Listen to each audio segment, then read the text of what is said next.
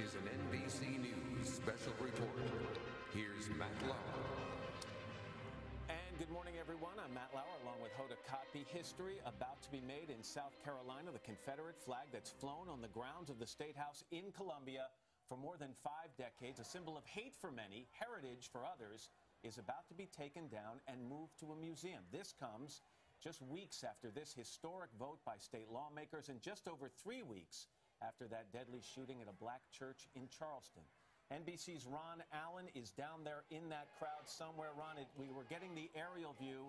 Give me a sense for the size of the crowd, the security, and are there people on both sides of this issue present?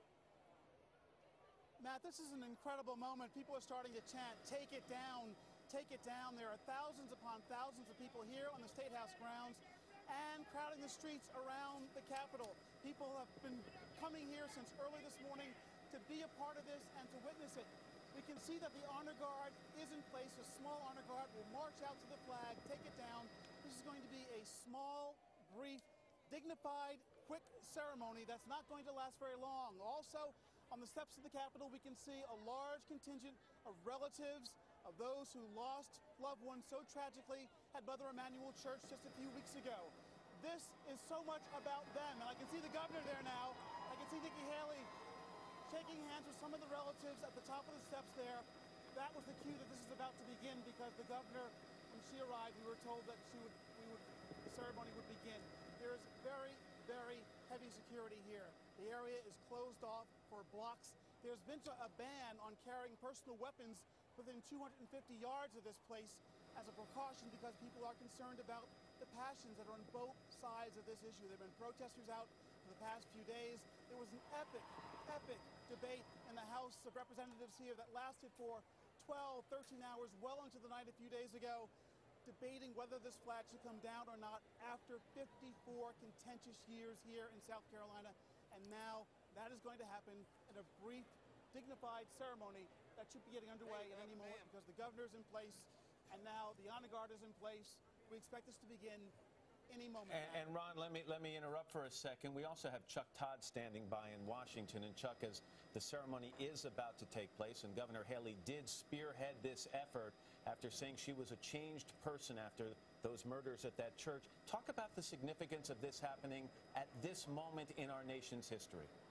Matt, it's unbelievable. When I think about sort of my career covering presidential politics, it always goes through South Carolina. This flag has been so contentious for so long, and it just seemed an intractable debate. And then all of a sudden it is not. The fact that it took a tragedy to do this, but you get the feeling, I feel like we're witnessing, we're marking the end date on the Confederate battle flag as a symbol in American politics, and it's today. 2015, that will be on the epitaph of the Confederate battle flag. It feels that way. It feels like the country's moved on. And I have to tell you, it's remarkable to watch Governor Haley, the 2 senators, both Republicans, Lindsey Graham, Tim Scott. This couldn't have happened in South Carolina without the 3 of them locking arms and making it happen, staying united. To me, it's a lesson in leadership that others who are in elected office ought to watch, because the 3 of them pulled this off together, obviously Governor Haley being the lead here. But I think if they don't lock arms, this doesn't happen as swiftly and as momentously as it is. Yeah, and Governor Haley spoke to us here on the Today Show this morning and talked about the families of those who lost their lives at that AME church, and said that their grace and forgiveness changed her and also changed the mood in South Carolina and this country, and forced people to look at what we have in common, not what divides us. And yet, Chuck and Ron, I'll let you chime in after that, we have to remember there are an awful lot of people in South Carolina who are going to watch this, and for them it's a defeat. For them, they see it as a losing or a loss of their heritage, and they're going to be angry about this. And Matt, make no mistake, there'll be some political repercussions for a state legislator, a state senator, a member of that assembly, who may lose their re-election because of their vote to go with the governor on this and take down this flag. But it feels as if it's still sort of a remnant of the past. Well, Chuck, let's just sit out for a second. Let's just watch as this happens. This honor guard, I think Ron mentioned earlier, the same honor guard that served at the state funeral in South Carolina for State Senator and Reverend Clemente Pinckney. Let's watch.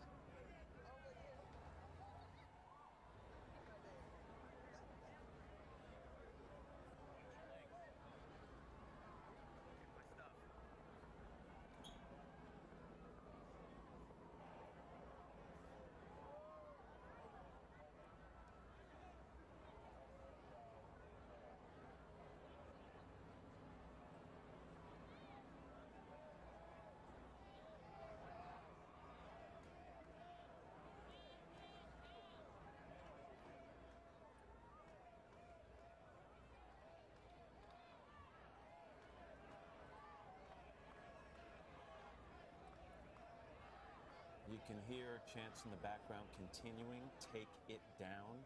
We were told this would be simple and dignified, lasting 5 minutes or 10 minutes. Once the flag is taken down, it will be handed over to the man who runs the relic room at the Confederate Museum about a mile away from the state capitol there in Columbia, South Carolina. We're told it will be displayed appropriately. I'm not really sure exactly what that means.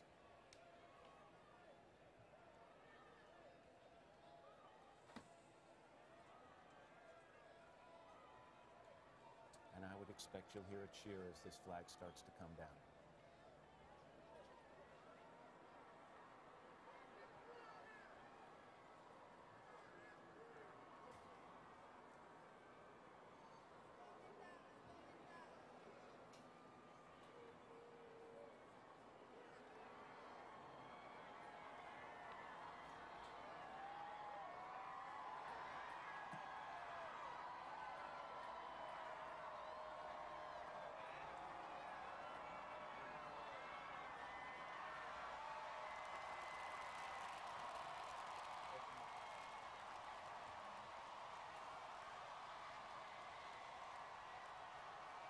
Ron Allen, can you hear me? Yes, Matt. Just give me a sense for what you're seeing and hearing. I hear a lot of emotion. I see a lot of teary eyes. I see a lot of people straining to take in every second of this moment. I see a lot of relief. I see some anger. I see some small Confederate flags in the crowd. And I've heard those voices so loudly and clearly who point out that this is a memorial to tens of thousands of young men and women who gave their lives for a cause that they were told to go fighting, the Civil War. And those supporters of this flag don't care whether it was wrong or right. They want their loved ones, their ancestors honored. I should point out that the flag on that pole sits in front of a Confederate soldier memorial. It's one of the largest memorials on the Statehouse grounds, and it sits very prominently in the front. So as you drive by the Capitol, that is the first thing you see.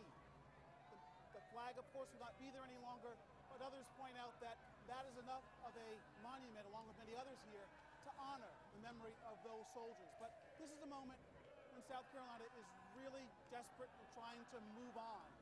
And it's just not about public sentiment. Remember, there were major retailers like Walmart, eBay, Sears, others who came out and said that they will no longer deal with Confederate memorabilia. There has been a ban by the NCAA of having championship sports, college sports here in South Carolina because of this flag, and that has now been lifted. In the debate in the House the other night, a lot of representatives emphasized the economic impact that this flag being here has had on South Carolina and the hope that that will now change. Again, bursts of applause. People yelling, "Take it down." The hope here is that this will help this place move on. And what I really see, Matt, what I'm focusing on is the faces of the loved ones who lost at Mother Emanuel Church. There is a large contingent here. I also see the pastor of that church, Reverend Norval Goff, who has had to preside over 9 separate funerals in the past couple of weeks. We went to many of those funerals. They were emotional, they were gut-wrenching, they were also inspiring because of the forgiveness and the grace that these families have shown throughout this, as we can now see the flag being marched across the Statehouse grounds.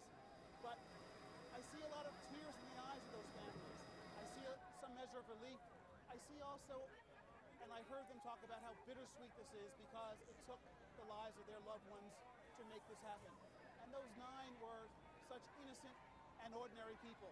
A librarian, a track coach, a young man who had just finished college and who was dreaming of being a barber, an entrepreneur.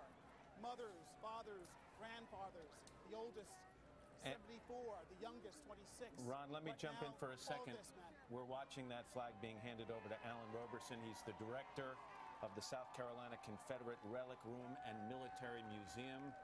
And it will then go off to that museum to be displayed or stored from now on, not to be flown at the state capitol again. And Chuck, to bring you back in, we saw Governor Haley there standing on the steps of the Capitol. So much attention on her over these last several weeks. and so much praise, also so much criticism. What has this done to impact her career and her political future? Well, look, you can't help but say that this is a case where her acts as a governor in this state have gotten national attention, given her national exposure. You know, she was a once-in-future rising star when she first got elected, ran into a few hiccups, maybe tried to be a national star too soon, too quickly in that first term, put her focus back on the state, and now she met the moment. Matt, we see this all the time in politics. You meet a moment, it's an unexpected moment. How do you handle that moment? And I think that it's pretty clear Governor Nikki Haley has handled this as well as any governor could handle. You could say she was late to the game. That criticism is there. She's accepted that criticism. But again, without her, Lindsey Graham and Tim Scott locking arms on this, I don't know if that South Carolina Republican-controlled legislature does this. They pulled this off. Yeah. Chuck, thank you very much. Ron Allen on the grounds of the Statehouse there in Columbia. Thank you for your insight as well. So, in a simple and dignified ceremony, history made this morning in South Carolina, the Confederate flag removed from the grounds of the Capitol in Columbia, something so many people had wanted to see happen for decades, but also something fairly that so many others have resisted for that same period of time. It remains to be seen whether the removal of that flag does what members of the South Carolina legislature hope it will do, usher in a new era for their state, and perhaps even usher in a new era of unity and racial harmony in this country. We'll have to wait and see. There'll be a lot of talk after that, I'm sure. All right, we're going to turn now to Natalie. Well, actually, we're going to have much more on this